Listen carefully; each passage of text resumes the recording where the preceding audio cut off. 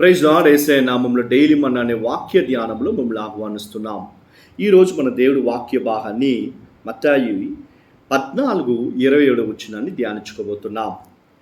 వెంటనే యేసు ధైర్యము తెచ్చుకోండి, నేనే, భయపడకుండి అని వారితో చెప్పగా, యేసయ్య చెప్తున్నాడు నేనే, భయపడవద్దు అని శిష్యులతో చెప్తున్నాడంట.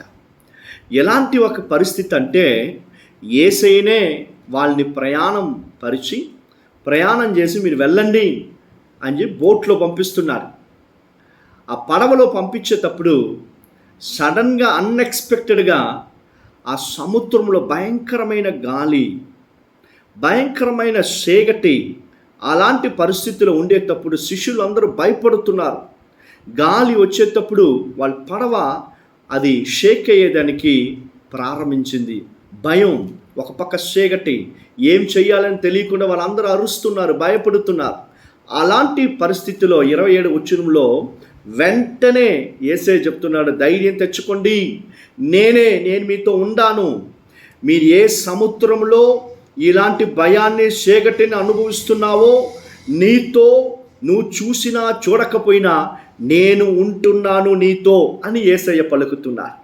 అప్పుడు పేతురు చెప్తున్నాడు, అయ్యా నీవే అయితే యేసయ్య సముద్రంపై నడుచుకొని వస్తున్నారండి.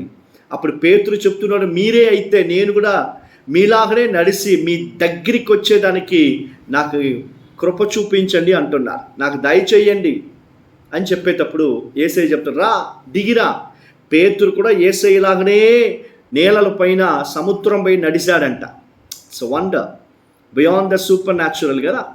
అలాగా ఇంతవరకే ప్రకృతిలో నడిచిందే లేదు.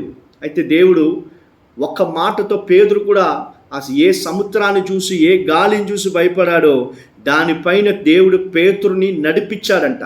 పేతురు అడిగిన మాట ఏంటి? నేను నడిచి మీ దగ్గరికి వచ్చేదానికి నాకు ఆజ్ఞీయండి అంటున్నారు.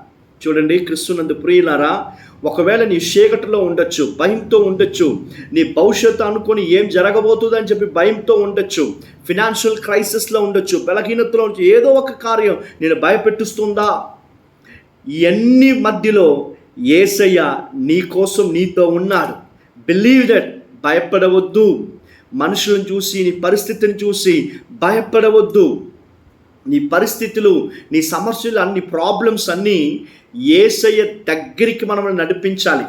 అలాగ ఒక్కొక్క కార్యాన్ని మన జీవితంలో ఫేస్ చేసేటప్పుడు యేసయ్యకి దగ్గరికి మనం వెళ్ళిపోయామనుకోండి, మనం కూడా యేసయ్యలాగానే నడిచేదానికి, మాట్లాడేదానికి, సిందించేదానికి, కార్యాలు చేసేదానికి మనం అలవాటు పడతాం. హల్లెలూయా. చూడండి, మన యేసయ్య దగ్గర ఉంటేనే యేసయ్యలాగా నడవగలం.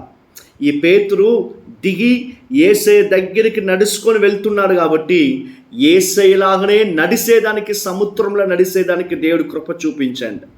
Are you still with God? Are your problems drawing you unto the Lord? Are you being away from the Lord? నీ ప్రాబ్లమ్స్ యేసయ్య దగ్గరికి నిన్ను తీసుకెళ్తుందా, దూరపరుస్తుందా? Evaluate, check and see.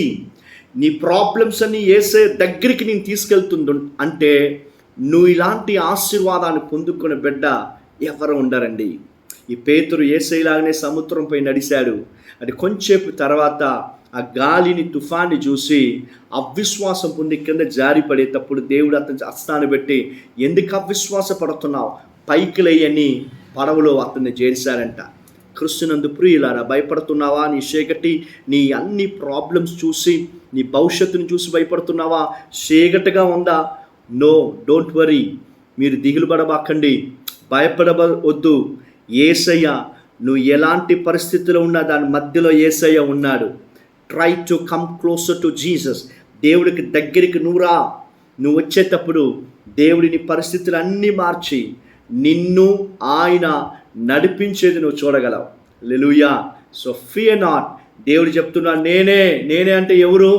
అన్నీ నువ్వు భయపడుతున్నావు చూడు, సముద్రాన్ని చూసి, గాలిని చూసి, దాన్ని సృష్టించింది కూడా యేసయ్యే. అందుకే ఆయన చెప్తున్నాడు, ధైర్యం తెచ్చుకోండి, నేనే, భయపడవద్దు అని చెప్తున్నాడు.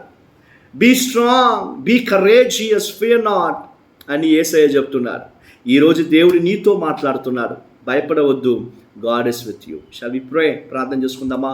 యేసయ్య, వాక్య భాగం వినే ఎవరైనా కూడా సరే వాళ్ళ భవిష్యత్తు చీకటిగా ఉండొచ్చు, వాళ్ళ ప్రాబ్లమ్స్ అని చాలా భయంకరంగా ఉండొచ్చు. అయినా మీరు భయపడవద్దు అని చెప్తున్నారు కదా. మీ బిడ్డల్ని ధైర్యపరిచి ఈ అన్ని కార్యాల నుంచి మీ బిడ్డలు బయటకు వచ్చేదానికి మీ దగ్గర వాళ్ళని మీరు తీసుకుంటున్నారయ్యా. మీకు వందనాలు. Bless them O Lord. వాళ్ళ అవసరాలన్నిటినీ సంధించండి.